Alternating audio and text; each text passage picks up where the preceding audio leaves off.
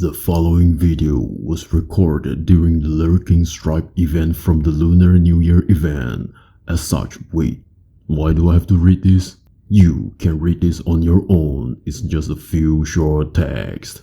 Don't be lazy. I stopped playing DBD for a month, and this happened. After countless matches of sending herself into the entity's butthole of what seemed to be an eternal slumber, Kate emerges from the locker through the portal of the entity's version of the Narnia and decides to start playing the actual game by repairing a generator.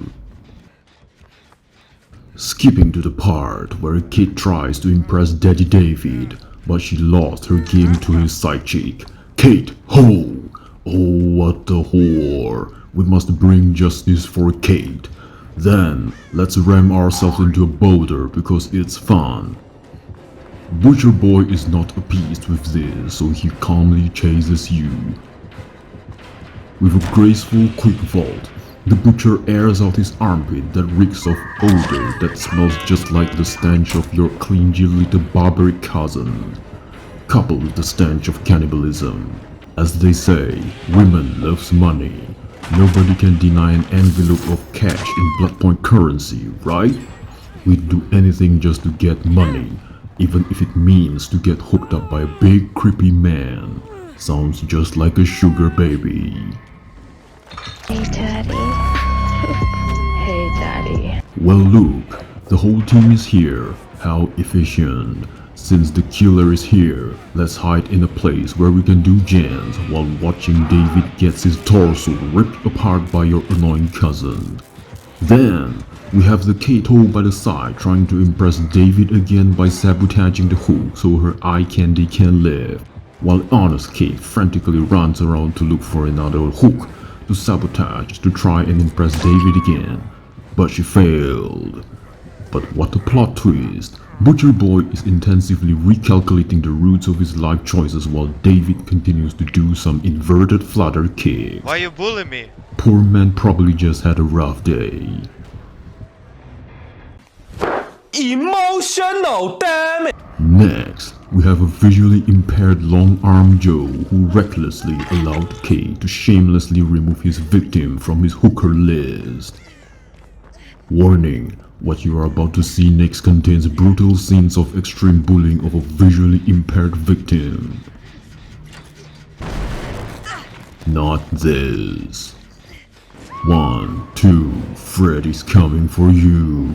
3, 4, Sabo hooks. 5, 6, miss your head. 7, 8, set free Kate. Kate heals Kate into the oblivion by releasing her menstrual blood from her shoulder.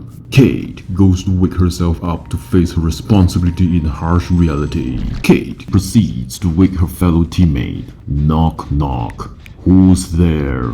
Bill. Bill Overback? Psych! It's time to pay your bill.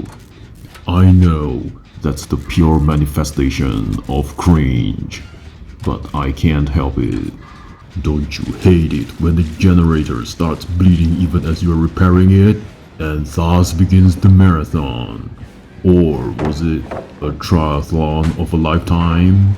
The glimmering moonlight shines upon the rocky terrains, through the pine trees across the woods. It's a romantic night to be chased by a butter knife finger pedophile in Christmas sweatshirt who got burned by an angry mob of parents. He dances with Kate on polar opposites while she runs around circling a whole bunch of warehouse objects like crates, cable drums, and a whole other objects that keeps your pedophile at bay. The red stand of the pedophile continues to haunt Kate as she dashes across the warehouse into the unsheltered structure, a place where nobody knows for what purpose it serves for the warehouse except for the Macmillans. In a very odd shape of T and L walls. What for? Ha! Look who's getting cornered now as he swings his arm into an imaginary Kate. I was just getting warmed up. Don't get too cocky. He said as his embarrassment fuels his anxiety, watching his victim distancing herself from him. If this was real, Kate would definitely be the champion of Ninja Warrior. Kate continues to vault effortlessly around the unexplained walls, continuing the second round of their dance around the walls of polar opposite time zones. After 2 generations, two generators of chase, he finally does his signature long arm hit. 15 minutes later. Is this what we call an infinite loop? Because the chase took forever and the killer is relentless in pursuit, and this never seems to be ending. It took so long that all the generators have been completed. Teammates probably thinking, where is the killer and where is Kate? They started to wonder if they should submit Kate and Freddy into the missing 411 list. A wild LED appears. Get away from me, you annoying bimbo. You're an obstruction to this orbital chase. She tries her best to protect her fellow Kate by showcasing her presence to Mr. Longarm in exchange for Kate, but not with much success. Slapping his hands on boulders. That must be painful. And ouch, that must have hurt. But I can't tell what hurts more, his hands, his face, or his pride. Angry Man Joe with Bloodlust Premium is filled with so much hatred that his nitro booster has greatly reduced the distance between them. As you can see, the chase is forevermore. So long that even the team had ample time to unlock the gate. Kate frantically looks for the gate because she did not notice the location of the gates when all gens were done, due to having a long-armed stalker stalking her since the dawn of time. Still hot on her heels, a desperate Kate ran back into the same place where they first started off, not remembering that there is no pallets left in this map from her desperate chase. "Enough," he said, as he assaulted his own arm using Kate's torso. "Presenting to you, my proudest prize of all."